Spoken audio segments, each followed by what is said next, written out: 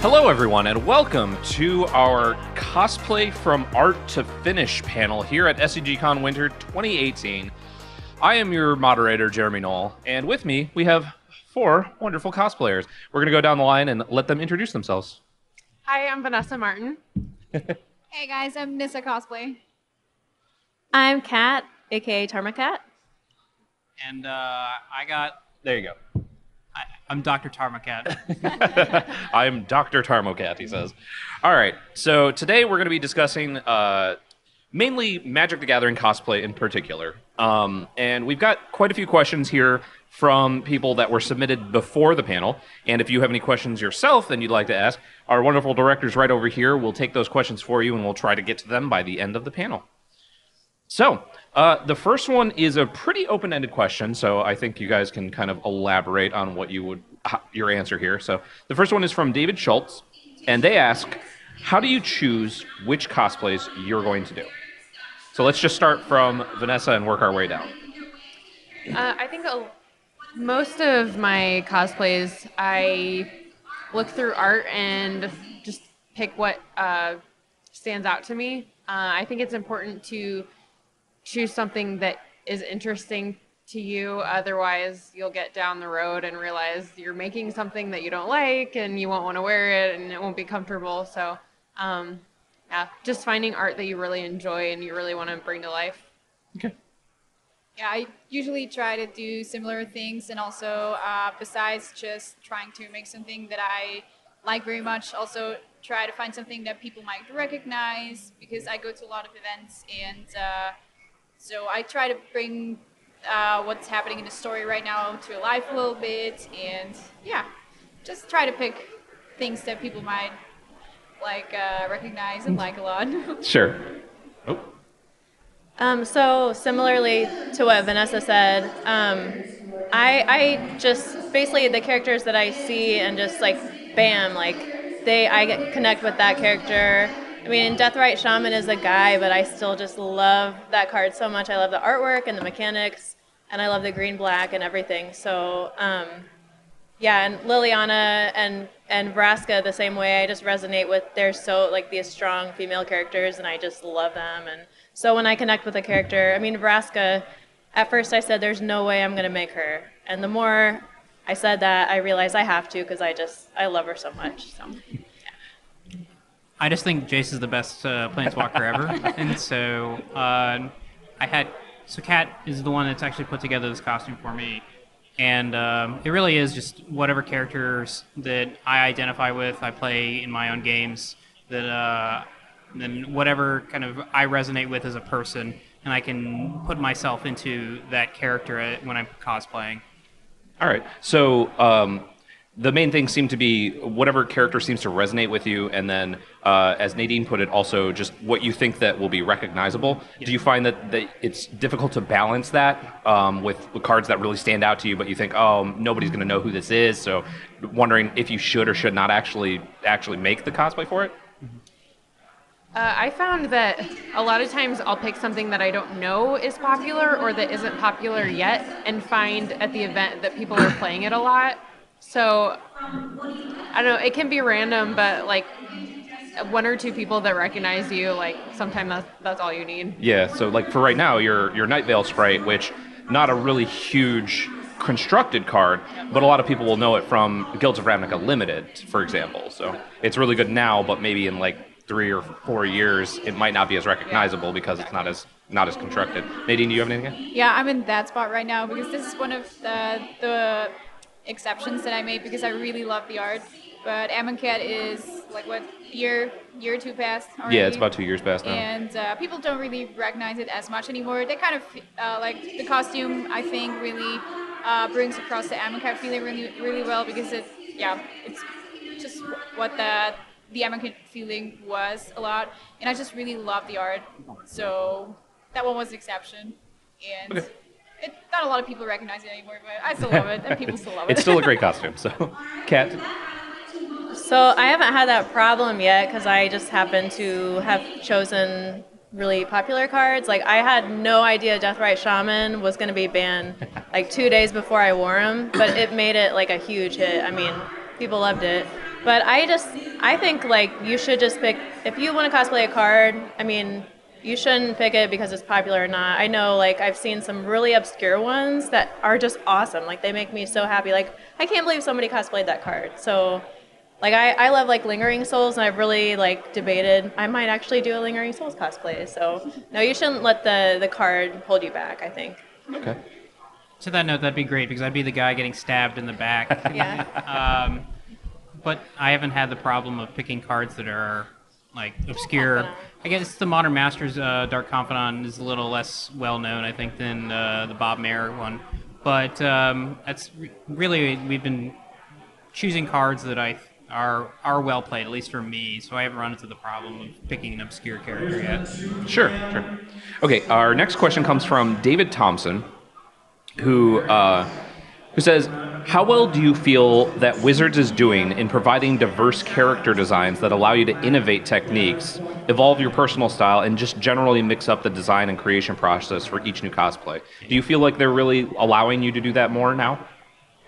Yeah, I think there's a lot more variety now, and like if you want to make something that is full of armor, you can find a set for that. If you want something that looks mechanical or that's very like naturey, like elfy, like I don't know. There's a lot to choose from. Sure. Nadine? I also think that they're really getting there. They're improving a lot in this aspect. I feel like there's a lot of really badass female characters coming out lately, and I really love it. Yeah. Yeah, and to add to what they've already said, I love, like, I was so happy when I saw Admiral Beckett Brass come out, like the older Jaya, like we're seeing like older characters and characters with different sizes, different body types. I mean, Vivian Reed, like different skin colors. We even have Ashiok as like a non-binary character, and so yeah, I mean, anything you want to be, you can do it. Sweet. Yeah. My thoughts echo what Kat said, really about what Wizards has been doing in terms of diversifying their art over the past couple of years. I have nothing else to add. In a similar vein, do you feel like they're providing you the materials that you need as a cosplayer to actually help you create the costumes in the first place? They could do. There could be more. Okay. Usually I just have one photo to go off of, and that's the card that's already come out. I know they don't want to spoil stuff ahead of time, but it would be great if they had more resources where we could either contact them or the artist. Some artists are really great about providing more reference photos for us. But it's always helpful to have a few different angles for making a costume. Yeah, a lot of the backs. You don't get a lot of the backs in certain costumes. Or the legs. Yeah. So the next one is kind of open-ended. From Emily J. Sampson, just in general, what are some tips that you would give for beginners designing cosplays on a budget? And I know that this is probably where a lot of people start off is I'm just getting into it. I'm just dipping my toes into the water. I don't have a lot of money to really spend on like getting custom things done. So I'm just going to make it with what I can find at X store, Y store. So what kind of tips would you have for them? You want to start, Nadine? The internet. The internet is a great place. No, there's a lot of tutorials online that you can check out. I myself have not really started with like bache cosplay. I think I got into it with not really the least expensive materials, and it was fine for me, but I'm 100% sure there's tutorials out there for like bache variants of whatever you want to do, and also just like ask other cosplayers. I'm pretty sure they're always happy to help you. Yeah, like budget cosplaying, or even just if you're new, like you mentioned, and kind of unsure, don't feel intimidated like you have to make the costume, every little thing from scratch. I mean, I don't just like make a shirt from scratch. I usually get a shirt and then I add things to it or attach it or like modify it. So there's a lot of shortcuts you can take by getting something and modifying it. If you can even find something if you can't find in the right color, you can buy it in white and dye it, which dye is actually really cheap. There's always good like clearance fabric. Joann's is great. They have coupons, and so yeah, there's all kinds of tips and tricks. You can, like I said, like she said, reach out to cosplayers and ask what they do. So. No. I got nothing. good. I'm not nothing. Vanessa? Yeah, I've definitely done that a lot where I'll buy pants or shirts online and you just modify them to make it what you need or add fabric to it. That's very helpful. Like you can buy things for very affordable prices, like on Amazon or eBay, if you know what you're looking for, or even thrift shops, which I don't go to a lot because I don't have patience. But I know a lot of people have been able to make really cheap cosplays with fabrics that they found at the thrift store. Awesome. I think one of my favorites for inexpensive options is that I've seen online is people making armor and getting a bag of variety of sizes of googly eyes and just using that as rivets and just gluing them on and painting over them. I've also seen insanely well-made armor out of cardboard. Actually, I haven't actually personally tried it out much, but I've seen very detailed and very beautiful just cardboard armor. Of course, like the stuff I use is foam or high-density foam. It's also less expensive than other things on the market. And if you want to go for armor but don't just pay a lot of money, you should maybe just try to go for foam or cardboard. Yeah, I've seen a lot of cardboard and like resin casting just paper, like just doing paper craft and then Resin is expensive. Is it expensive? Yeah. Oh, okay. I've just seen that a In lot. Europe, I'm fairly sure it should also be sort of expensive in America. But Probably. Plastic spoons. Actually, plastic spoons make a great scale mill. So- it's Yeah, like- plastic spoon. Yeah, my Deathrite Shaman shoulders, like I had no idea how to make those shoulders. I tried a few things, but I actually ended up making plastic spoon scale mail. Like it's like chain mail made out of plastic spoons. And then I covered them with fabric and glue gun, and it was actually it wasn't expensive and had a pretty good effect. So Yeah, and I'm sure, as you said before as well, there's just lots and lots of resources online Yeah. where if you search that kind of things out, you can actually find like, hey, you can go buy this at your big box store or your dollar store or something like that, and it saves you lots and lots of money over the, the actual like high-end foam or like Warbler or whatever that would end up costing you quite a bit. So in addition to that, what would you say are your go-to stores that you would always look at? Because you mentioned online, and you've mentioned Joanne as well. Are there any other stores that you would always suggest, like kind of keep an eye out for certain things? So I'm not too familiar with American stores, but I've heard that TNT Cosplay Supplies has a lot of foam. What was that? TNT Cosplay Supplies carries a lot of Online. foam in America, as far as I know. Okay. And in Europe, it's Cosplay Shop in Belgium, and there's a lot of shops in Europe in general. Yeah, I wish I could go to those shops in Europe, but so yeah, there's like Joann's down the road from my work, so it's bad. I end up there on my lunch breaks a lot, but yeah, Joann's or like Michael's, any of the crafting craft stores stores. are great, and they always have coupons, so like keep your eye out for deals. Amazon is like, I'm not endorsed by Amazon. I'm just saying I've used them a lot for like last minute. Oh, I really need that in a pinch.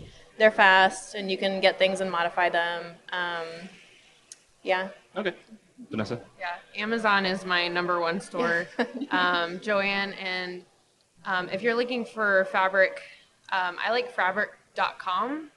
Just fabric.com? Yeah. Oh, I've used them too. They're good. Yeah, you can find a ton of different colors and fabric.com. styles that you can't find in stores. So if you know what you're looking for ahead of time, that's really helpful. More of the specialty stuff? Yep. Yeah. That you wouldn't find at like a Joann's and stuff like that. Okay. And That's if you're looking for fabric, you should probably, if you have a shop available to actually go to that carries fabric, it's what I like to do is just go to the fabric store and just browse, look at what they have, feel the fabrics, look at the fabrics, because online it's usually you just don't really get the feeling of the fabric. Yeah. But if you have like a store available, just go there and look at things, and so, like that way you don't need to know like the names of the fabrics to know what you get. You can just look at things and get what you feel is right and not Sure. what you I feel like heard. that's also one of the things that that you have to consider is the feel of the fabric itself too, because it could look really cool, but it might be uncomfortable after wearing it for an hour. Do you find that happens a lot, Vanessa? Some fabrics are heavier than others, but I also find some fabrics look better in person than they do in pictures. So if you know you're going to take a lot of pictures, like sometimes they'll shine and like flash off of photography. So like even just taking a picture of the fabric on your phone when you're shopping, that's really helpful. That's very good advice. Yeah. Nadine, do you have anything to add? That's definitely good advice. What I try to do with fabric is I try to not get like too fabric that looks boring, is what I would say. Example for my Liliana costume for the cape, I went for a nice fabric with like some very subtle like designs and vines and little intricate things on there. That's from far away. It probably looked like one colored or it didn't look like colorful from afar, but it just looked more interesting than When you just got up like close. black or just purple. Oh, that's neat. Do you have anything to add, Kat?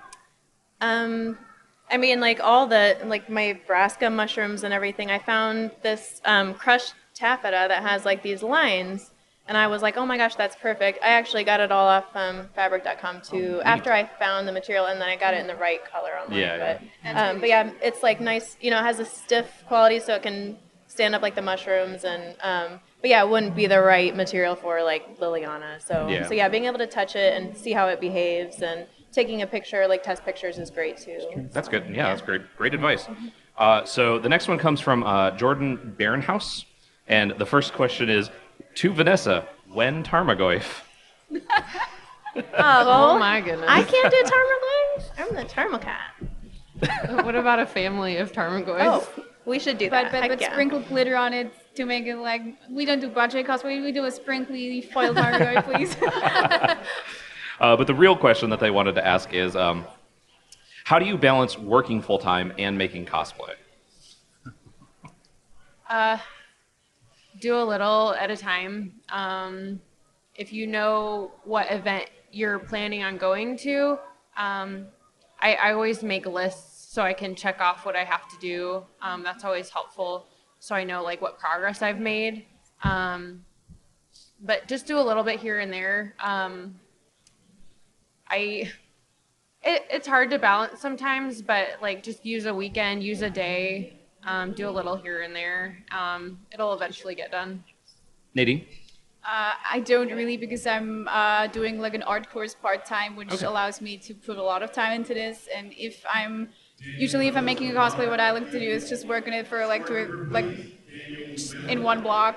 Yeah. Crap through everything, probably not sleep enough, which is not very smart to do that. But Do as I say, not as I do, kind of thing. No, try to sleep. Sleep's Kat? great. So the question is, how do you balance it? And I don't really know, because I don't know if what I'm doing is balancing. But yeah, because I'm working and I have a kid and I'm in a master's program. So the bottom line is, it took me a long time to get through this costume. And just like, yeah, like you said, anytime you have some free time, like an afternoon on a Saturday or after my son goes to sleep, just work on it a little bit. Yeah. There's a really good cosplay app. I can't remember the name of it now, but it's like it's really great. It's the name Cosplays in it, but you can like add your cosplays and make a list of every item you need to either make or buy, and you can check them off as you go, and it tells you like how far completion you are, what your percentage is, and just to like keep that. you on track. Making lists is great. Yeah. Yes, that's very efficient at making sure you're keeping up. I know that I see a lot of on social media and stuff. A lot of people always doing the last minute panic of, oh no, there's like 48 hours, until I get this, and I've not finished this, and I've not finished that, and there's always that panic. But yeah, kind of listing things out seems like a very good way to go. Now, another thing that I've seen a lot online is cosplayers using that as like their time to do things like catch up on series and shows and movies and things of that nature, and podcasts. Binge watch. Yes. Yeah. Make sure that you have something available to you while you're doing all that. So, so in a similar vein, this one comes from Peach Alters, which is actually one of our alterists here at SCGCON this weekend. They said costumes takes days, sometimes weeks and months to produce. How much time do you spend preparing for the in-character role and poses? Because it's not just about making the costume and showing up in costume. A lot of the times you're trying to be the character while you're there, and you want to make sure you're getting the poses correct and stuff for the photography. So how much time do you spend prepping for that aspect of it? Vanessa? Getting ready normally takes a couple of hours. Like I try to get up like at least 2 hours before. Getting into character, I don't really forget to prep. So, any of you guys? I mean, that kind of thing usually also starts to happen when I look for a thing I want to cosplay. I usually think about how would I move in this? How would I look in this? I try to envision me being that character, and that's usually where it starts. But yeah, definitely, like you said, if I put my costumes on, it usually takes a couple hours. Okay. Yeah, but I think I probably could practice more, like spend more time doing this. But I think for me, like even if I just put on Liliana's crown, like I kind of feel like it's a good way to practice. Just put on one of the props or like hold the staff or whatever and just look at yourself in the mirror. If you're going to wear a character to an event, just stand in front of the mirror or take pictures of yourself. And I mean, it feels kind of silly, but it's a really good way to see how the costume moves and see what you like when you're in it. So. Dr. Tarmokat? Yeah. Oh, so I posed as a model for Kat, and as I'm doing so, when she's trying to put things together, at that time I am trying to I understand the character and become the personification of that character. So I think it's more of an organic process for me in that respect, because as I'm standing there and she's trying to drape me for the cape, I'm trying to understand how it is. And so it happens concomitantly with the production of the costume. So it's during the actual production rather than like after you get it done. And as you said, it's also like before, as you're starting to prepare for the costume. Okay. Go ahead. Sorry. No, go ahead. It usually takes me like an event or two to get like my poses and stuff right, because as I said, I usually end up in a rush and have to finish everything in a short amount of time and don't really have time to think about posing as much as I wish to. So what helps me is when people take pictures, just ask to see the pictures, so that helps me a lot to see, oh look, I could do this pose differently, hold my hand there, maybe face this way, and just, yeah, that kind of helps me, like just look at the pictures to see how I look and what I could change and stuff. Compare it to the actual pictures themselves. That happened to me. I don't know if you remember this, Jeremy, my first time cosplaying ever. Yes. You took a picture for me for the SCG website, and you were like, I don't know if you know this, but you kind of look like a deer in the headlights. And I had no idea because I hadn't seen any pictures of me at all until you showed me that picture, and it helped a ton. Like, that's good. I was able to, like, I looked at myself in the mirror and, like, kind of saw what I was, like, I was like, yeah. So one picture can help a ton. So even suggest like getting someone that you know to even just take a picture on their phone, just to see what it looks like when you're in that costume and in that pose would really help you to like learn a little bit more about what you should be doing. Cool. This is just one more little thing on that. Like for me, I think too really helps to like read up on the character's backstory.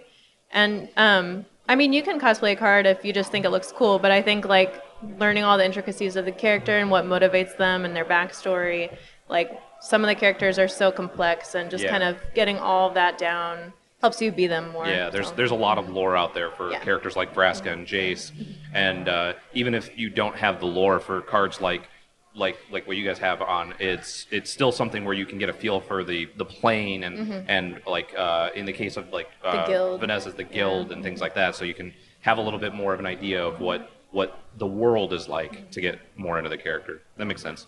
So this one is actually one that Vanessa may have answered from the summer. So most of us have experience with Magic events, things like SCGCON or Grand Prix or something like that. Do you have any advice for attending non-Magic events in Magic cosplay? So if you were going to a cosplay convention or just like a regular gaming convention, but you wanted to still cosplay your Magic costume, what kind of advice would you give somebody like that? Do you want to, Kat? Definitely be prepared for larger crowds.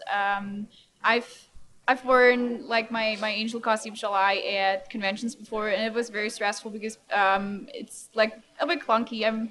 The wings are kind of big, and people don't pay as much attention as at Magic events because they don't like know you. You're not the only cosplayer. They're not going to pay as much attention to you, and be careful because people are going to run into your costume. It's not going to feel great. Sure. Kat? Yeah, I mean, we first did Magic cosplay at Gen Con. It was a while before we actually wore them to a Magic event. And I will say, like, when I'm here, I feel so much, like, more at ease. Because, like you said, there's a much smaller, not small crowd, but it's not as dense. I mean, when you're walking through the halls at, like, Gen Con, it's packed. And I feel like the Magic community is really generally very respectful, and like everybody here is great and polite. You get a wide range of people at like a bigger convention, so But I feel like the response to like Jason and Liana was great. I mean, people loved it. If you're going to a big convention and you know there is a magic event there, then definitely head to the magic area and walk around, and the magic players will love it. So there are plenty of magic players at other events too. Dr. Tarmokat, do you have anything to add? Yeah. My big thing was that we got stopped much more frequently at those denser events to get pictures taken, and so it leads to additional fatigue that you wouldn't otherwise expect at a magic convention. People here, I do believe that they are more respectful, so they do see you, they smile, they say, that looks fantastic, but at other places they're just trying to snap pictures of everybody in costume coming out, and so they will jump out and try and snag a picture without asking you. And then at that point, it just, after that happens multiple times over, you're just pretty much exhausted just from the interactions from people over the course of the weekend. Cool. So just as less from the cosplayer aspect, but more for the general public who might not know, there has been a push over the last several years to be a bit more respectful to cosplayers at conventions. One of the big things that has come about is cosplay is not consent. That has been a big sign at a lot of big conventions. It's not consent for you to come up and touch someone without asking, or like grab somebody's arm, or like grab part of their costume and just be like, oh, this is great, let me feel it. So that's like a big thing for the general public interacting with cosplayers. Or is there anything else besides that sort of mentality that you would add to like how can someone approach you and talk to you, or like ask for pictures of things of that nature? Vanessa? One note is, if you see a cosplayer eating, just try to wait until they're done, because it's generally their only break in the day, and you're not going to get a good picture when we're eating anyway. So if you can wait a couple minutes, just wait till they're done eating. Unless you really want Liliana with a burrito. Oh, yeah. I definitely agree. Or like Gen Con, we couldn't walk like 2 feet without, hey, can I get a picture? Hey, can I get a picture? And I would just try to turn to the side, go to the side of the hall and just have a break and look at my phone. And I would have to tell people, like, I'm sorry, I just need a second. So if you see a cosplayer trying to take a bio break, or like eat, or just chill for a second, give them a sec. The other thing I would say too, for anyone interested in cosplay, if you're wanting to pose with somebody and you say you want to like put your hand on them, like behind them, just anything, ask the person you're posing with, can I put my hand here, or can I touch you, before you do it. That goes whether you're the person taking the picture or the cosplayer, because I know there's been people who have just touched people the wrong way without their consent, or done a pose that maybe the person wasn't comfortable with. So on both ends, just be respectful and just ask. So. Sure. Yeah, that also goes for the costume. As you can see, I have this and also other costumes with like, that are a little bit broad shoulder, because they have like these huge pauldron thingies. And some people just come up and just kind of squeeze you around the shoulder to take a good picture, and just try not to do that. Like I tried, like all of us obviously try to make the costumes so they don't just break like that, but they are sometimes fragile. So yeah, just also, besides obviously paying attention to the person, also try to be respectful towards their work and their costume, because a lot of the times it's handcrafted and there's a lot of work that goes into it. Yeah. Awesome. So the next one comes from Vincent Spezzo, and this one kind of goes back towards the purchasing things like you were talking about earlier on fabrics and items and things like that. Do you ever try to use materials that would be available from the plane that you're cosplaying on? So do you ever, like, if you're Guilds of Ravnica, we're in the fall in Ravnica, do you try and incorporate the leaves and things like that? Is that something that you would do? I don't know if I can speak to Ravnica, but like, I don't know about like what's actually on the planes, but I will say like Deathrite Shaman actually has like moss and like shelf fungus like glued into the costume. Nice. And then like cobwebs and like actually this costume is very like, the palette I picked was all like autumn, because I feel like that was really the vibe of the Return to Ravnica set. So I don't know what actual materials are on the guilds themselves, but like I try to pick things that look very real. I think that was more what they were Yeah. leaning towards. Yeah, like do you try and Yeah. put those details into it from the plane itself? So. Yeah. Nadine? Yeah, a lot of. I know there's people that don't like using real leather because of its origin, but for example, for my second version of Nissa, I used real leather, but I get my leather from like a tannery in Switzerland where I live that I know that he does it himself and I know where it comes from. So I'm comfortable with using these leathers, but I just like the look of real materials, whereas for fur, I don't like to use real fur. Sure. Because usually the origin of leather and fur is like That's sometimes Yeah. questionable, yeah. leather is much more accessible from like okay sources, whereas fur is oftentimes Yeah, difficult that's to get from a reliable okay source. So, yeah. understandable. Do you have anything to add, Vanessa?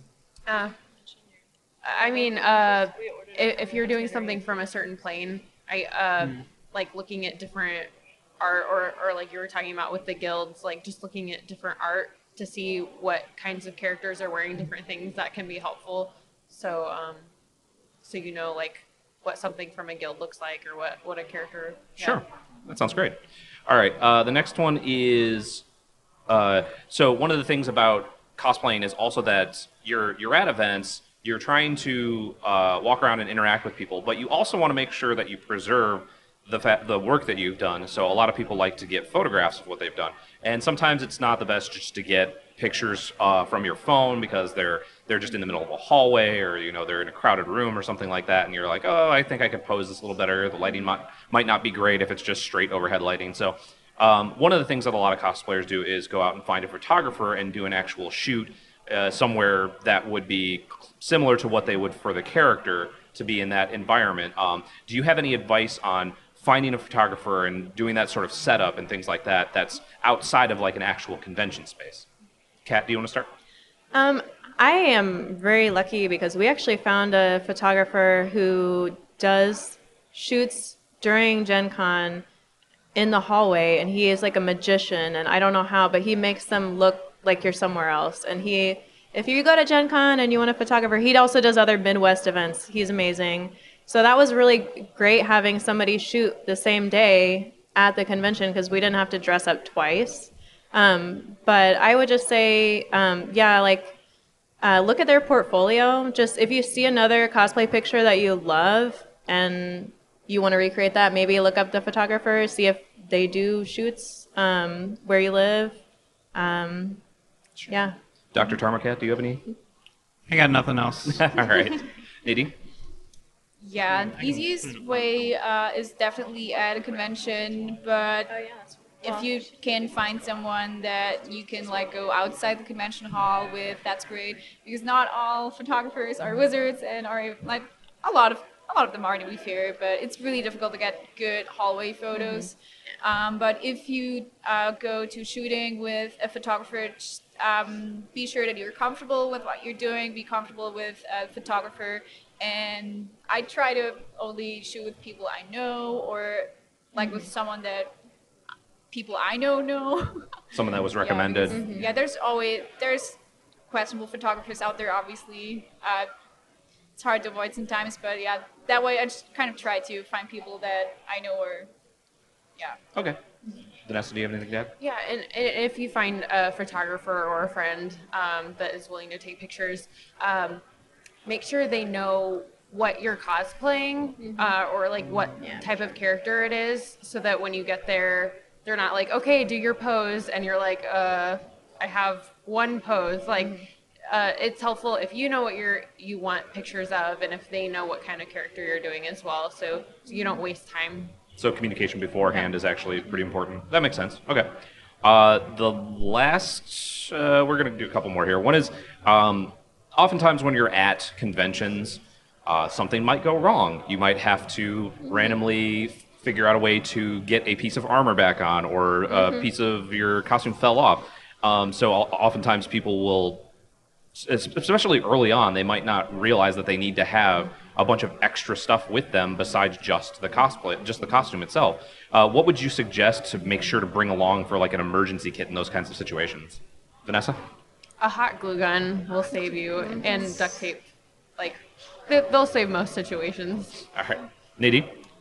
Yeah, same. I also, because I have a lot of wigs, like front lace wigs that I glue to my face with spirit gum, or also like this stuff is also glued to my face with spirit gum. So I also bring this stuff. I bring some makeup stuff like lash glue or lipstick, or if I need to touch up some things, if something falls off, yeah, definitely that too. Sure. Kat? Yeah, Nadine, actually, her spirit gum already saved me today. I needed it, so that was brilliant that she brought it. But I definitely always we try to bring like a roller bag anywhere because they're easy to pull around. But I always bring a baggie of safety pins. That's That's a good one. I must have a baggie of safety pins when I cosplay. And yeah, I have the hot glue guns at my hotel room. So, and then yeah, touch up for makeup. Yeah. Awesome. All right. The last one that we're going to go over, unless we got any, do we get anything from the, okay. So the last one we're going to go over is just simply one from, again, from Peach Alters. Any clues on who you'll be cosplaying next? Kat? I think this is a brand new one for you this weekend. You just did this one for the first time. I think Vraska like took it out of me for a while, so yeah. Okay. I might take a little break after her. I'm not sure. Nadine? I also don't have any plans yet. I need to wait for the next set. I have my Amara cosplay that I'm gonna wear tomorrow, that I can definitely do some more work on because there's a lot of hand embroidery that goes into it. It's wearable right now and it looks good and it looks like Amara, but I can definitely put more work into it. Sure. Vanessa? Nothing magically related yet, although once the new set comes out, like, that could completely change.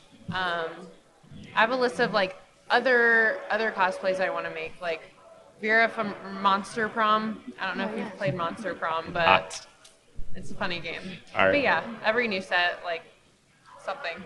Awesome. So I guess one last thing, since we brought that part up, is so oftentimes, especially with Magic cosplay, when you go back to a plane or you revisit a character, that character could change pretty dramatically. You mentioned Amara. You're in Vraska currently, and Vraska has had several different changes from the original version to the more pirate version on Ixalan, and then back to the Golgari Queen version. Amara has changed a little bit from the Return to Ravnica set to the newer ones in Guilds of Ravnica. When that kind of thing happens, do you generally go through and try to redo the one that you currently have, or would you just rather start from scratch because it's just a completely different character? Vanessa? It depends on how different the art is, but if I would start with the main pieces, try to reuse if you can, and pick the main pieces that will stand out for the costume. Focus on that first, and then do little details after as you have time. Sure. Nadine?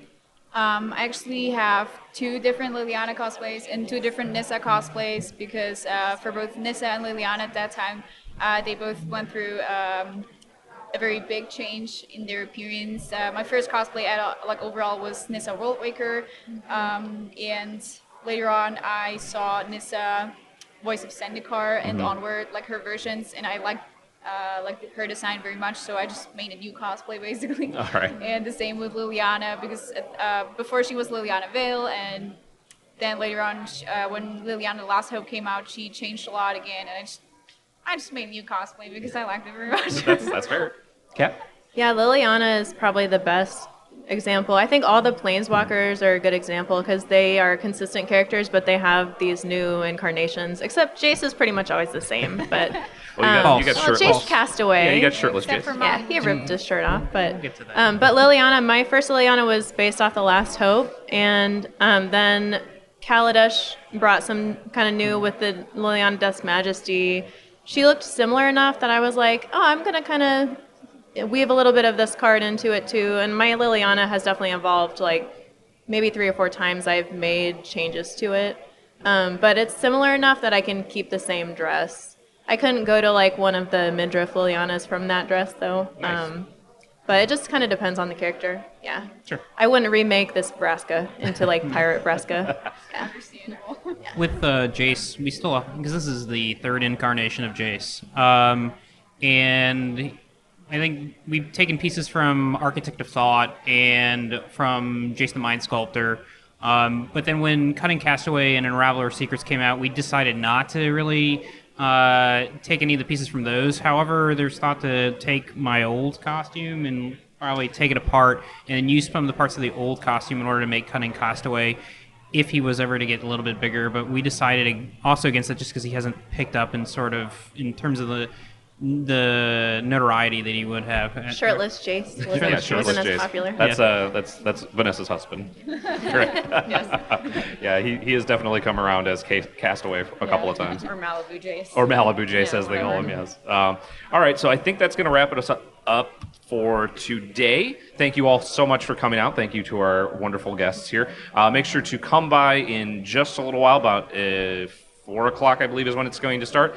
The cosplay contest will be starting here at 4 o'clock, and that will be moderated. It will be emceed by Vanessa and judged by all 4 of them.